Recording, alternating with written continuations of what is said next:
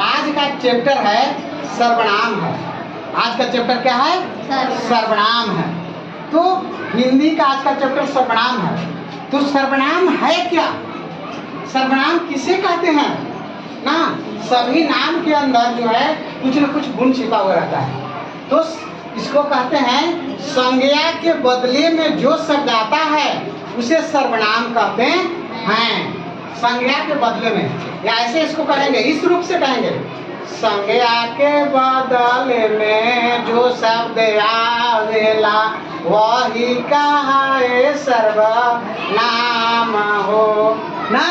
मतलब जो संज्ञा के बदले में आता है उसे क्या कहते हैं? सर्वनाम।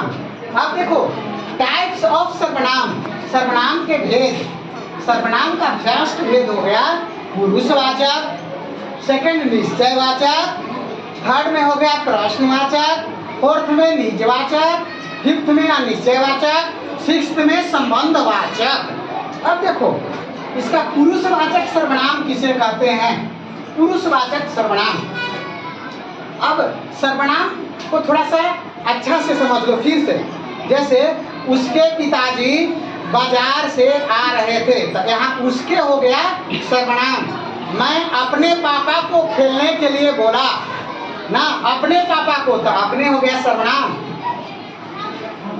वह ऑफिस का कार्य कर रहे थे, तो वह हो गया सर्वनाम। तो यहाँ पे पूरा क्लियर हो गया। That's okay. पुरुषवाचक सर्वनाम। तो पुरुषवाचक सर्वनाम किसे कहते हैं? वैसे सर्वनाम जिसे पुरुष जाति का बोध हो ना, पुरुष जाति का, जैसे मैं, आप, तुम ना, ये पुरुष जाति का बोध होता है। निश्चयवाचक सर्वनाम, जिसमें वैसे सर्वनाम जिसमें कोई बात जो है निश्चय होने का बोध हो। जैसे मैं यह अवश्य काम करूंगा, तुम अवश्य पटना जाओगे, तो अवश्य है, निश्चय काम हो रहा है। प्रश्नवाचक, जिसे प्रश्न पूछने का बोध होता है। क्या तुम खाए हो? क्या तुम खेलोगे? तो प्रश्न पूछने का बोध हो रहा है, उसे प्रश्नवाचक सर्वनाम कहते हैं। अब देखो निजवाचक सर्वनाम। तो निजवाचक सर्वनाम में अपनापन का बोध होता है। कर्ता हो रहता है, जो भी कर्ता निजवाचक में जो भी कर्ता रहता है वो कर्ता स्वयं का बोध होता है, या स्वयं कर्ता स्वयं का बोध कराता है। कर्ता स्वयं का बोध कराता है। अब देखो जैसे यह मेरा किताब है, तो यह कर्ता हुआ, और मेरा जो हुआ मेरा किताब, ये अपना किताब है ना, अपनापन का बोध हो रहा है, उसे निजवाचक कहते हैं।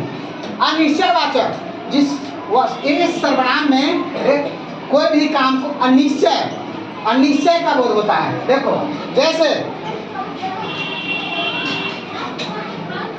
तुम झूठ नहीं बोलोगे, अनिश्चय हो गया ना, तुम झूठ नहीं बोलोगे। वह किताब नहीं पढ़ेगा, ये अनिश्चय हो गया।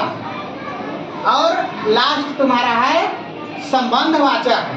संबंधवाचक वैसे सर्वनाम जो एक सर्वनाम दूसरे सर्वनाम को संबंध का बोध कराता है। जैसे न कहते हैं कि जिसकी लाठी उसकी भाई, तो जिसकी और उसकी ये संबंध हो गया, उसे संबंधवाचक सर्वनाम कहते हैं। तो इस तरह जो है सर्वनाम का टाइप्स हैं। इस तरह क्या है?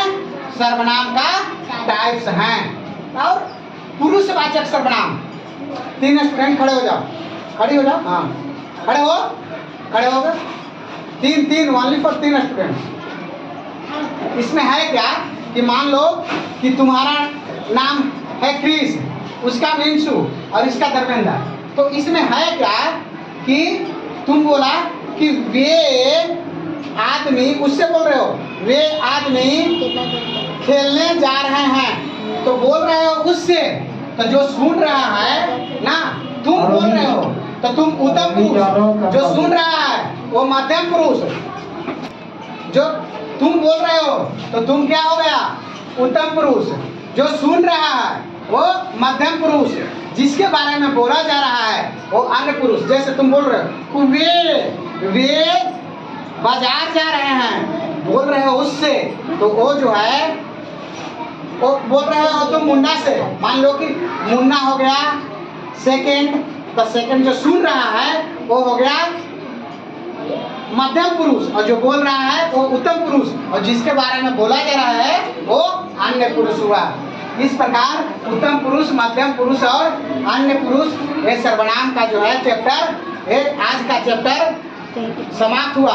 अगले वीडियो देखने के लिए शेयर, लाइक, सब्सक्राइब और कमेंट्स करें, ताकि कमेंट्स को देखकर मैं जान सकूं कि अगले वीडियो में मैं तुम लोग के अनुसार मैं क्या अपलोड वीडियो का करूं, ताकि तुम लोग भी समझो।